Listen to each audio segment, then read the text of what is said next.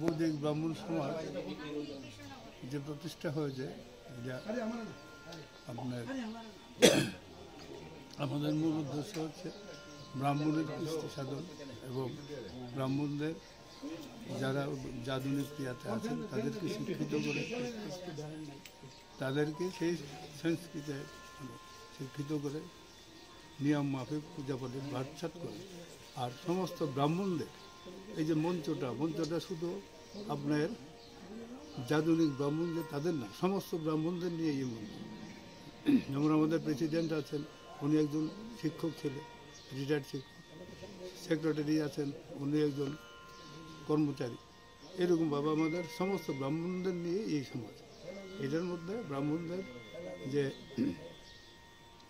আপনার কৃষ্টি এবং সংস্কৃতি সেগুলি রক্ষা এবং সমাজকে উদ্দীত করা, সমাজকে শুভবুদ্ধি সম্পন্ন করে তোলা এবং সমাজকে শুভবুদ্ধি সম্পন্ন করে তোলার জন্য এই যে ব্রাহ্মণরাই অগ্রণী ভূমিকা নিতে হয়।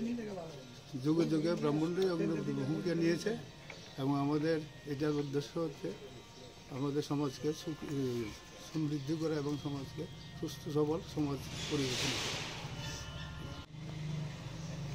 ব্রাহ্মণ সমাজটাকে সংগঠিত করা কারণ হচ্ছে ব্রাহ্মণরা পূজা অর্চনা করে এবং তারা সঠিক মন্ত্র উচ্চারণ করবেন, পূজা অর্চনা সঠিকভাবে করবেন।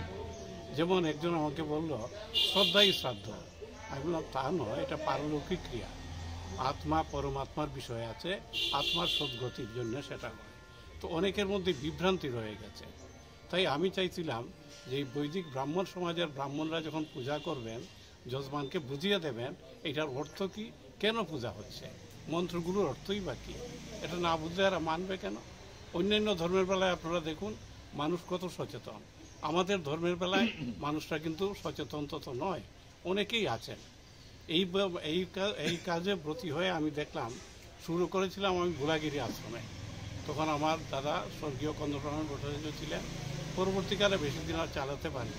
পরবর্তীকালে ভাস্করবাবু তারা এইটা নিয়ে সংগঠন করলেন, করে এইটাকে সুন্দর অর্গানাইজ করে সাজিয়েছেন। আর এইটার রূপকার হিসাবে আমরা পেয়েছি একটা পরিবার, গণ চৌধুরী পরিবার। ডক্টর জগদীশচন্দ্র গণ চৌধুরী জ্যেষ্ঠ ভ্রাতা এদের, আরও দুই ভাই ডক্টর নরেন্দ্র গণ চৌধুরী, ডক্টর ধনঞ্জয় গণ চৌধুরী। এরা তিন ভাইয়ের অবদান হচ্ছে এই বাড়িটা।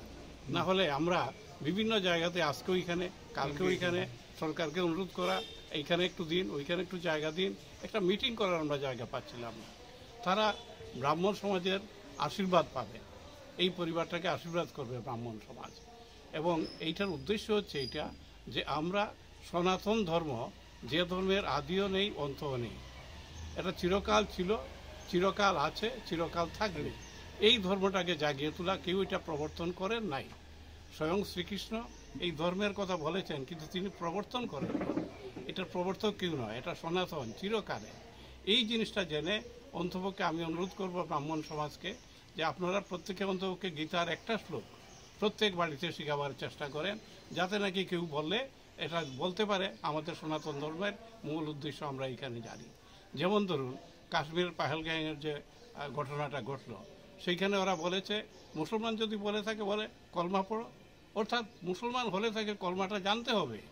আমাদের হিন্দু হলে কিছু দরকার নেই, আমি হিন্দু বাস চললো। এই যেমন শ্রদ্ধাই শ্রাদ্ধ, এই ধরনের অনেক বিভ্রান্তি অনেকের মধ্যে আছে।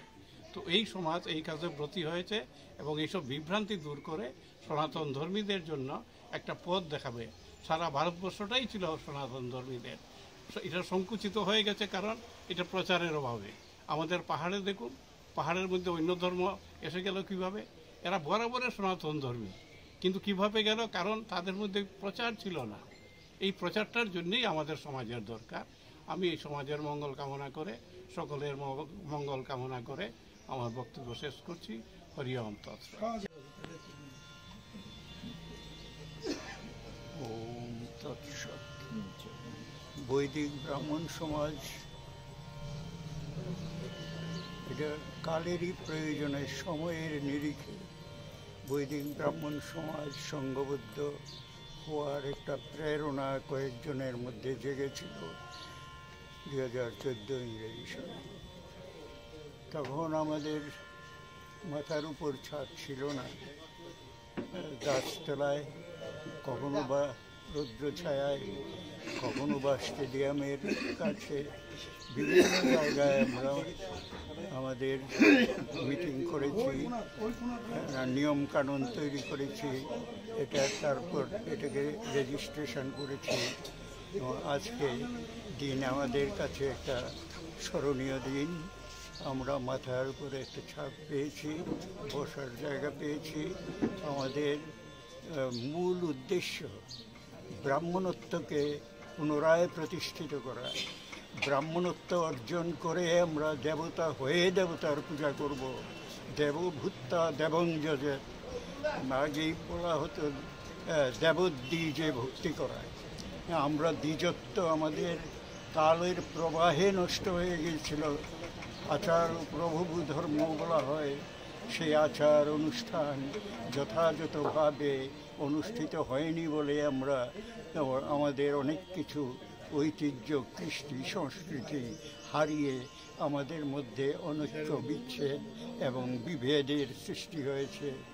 আমরা এই সমস্ত কিছুকে উন্মূলিত করতে হলে নিজেকে প্রতিষ্ঠিত করতে হবে, নিজের ভিতরে নিজেকে জিজ্ঞাসা করতে হবে এবং আমাদের বেদমাতা গায়ত্রীকে সর্বদা স্মরণে মননে রাখতে হবে। আমাদের আনুষ্ঠানিকতা নয়, শুধুমাত্র একটা পৈতা দিলাম আর ব্রাহ্মণ হয়ে গেলাম, ব্রাহ্মণ্যবাদ আসলে বর্জনীয়। ব্রাহ্মণত্বটাই কাম্য। ব্রাহ্মণ হয়ে উঠব, সেই সাধনার জন্যই আমাদের বর্তমানে আমাদের এই সংগঠন গড়ে উঠেছে এবং বিগত বৎসরগুলিতে আমাদের সাবরুম থেকে ধর্মনগর অবধি আমরা আমাদের সংগঠনের বিস্তার লাভ করেছে। ধীরে ধীরে ব্রাহ্মণরা আমরা সংগঠিত হচ্ছি, কারণ কলিতে সংঘই শক্তি। আমরা পরস্পরের অপূর্ণতা আমাদের নিজেদের মধ্যে আলোচনার মাধ্যমে, শাস্ত্রের অধ্যয়নের অধ্যাপনার মাধ্যমে আমাদের নিজেদের ত্রুটি সংশোধন করবার সুযোগ পাব। সেই জন্যই এই সংগঠন গড়ে তোলা। সবাইকে সবার মঙ্গল কামনা করে সর্বে সুখিনো ভবন্তু, সর্বে সন্তু নিরাময়া, সর্বে ভদ্রাণি পশ্যন্তু, মা কষ্টিত দুঃখ ভাগ ভবে। এই কথা বলে ত্রিপুরাবাসী তথা বিশ্ববাসীর মঙ্গল কামনা করে বৈদিক ব্রাহ্মণ সমাজের তরফ থেকে, আমার নিজের তরফ থেকে সবাইকে মঙ্গল কামনা করে আমাদের শ্রীমন নারায়ণের আজকে পূজা হয়ে গেল। নারায়ণকে সাক্ষী রেখে এই ঘর আমরা আজকে উদ্বোধন করলাম। আজকে আমাদের খুশির দিন, আনন্দের দিন। সবাইকে নমস্কার।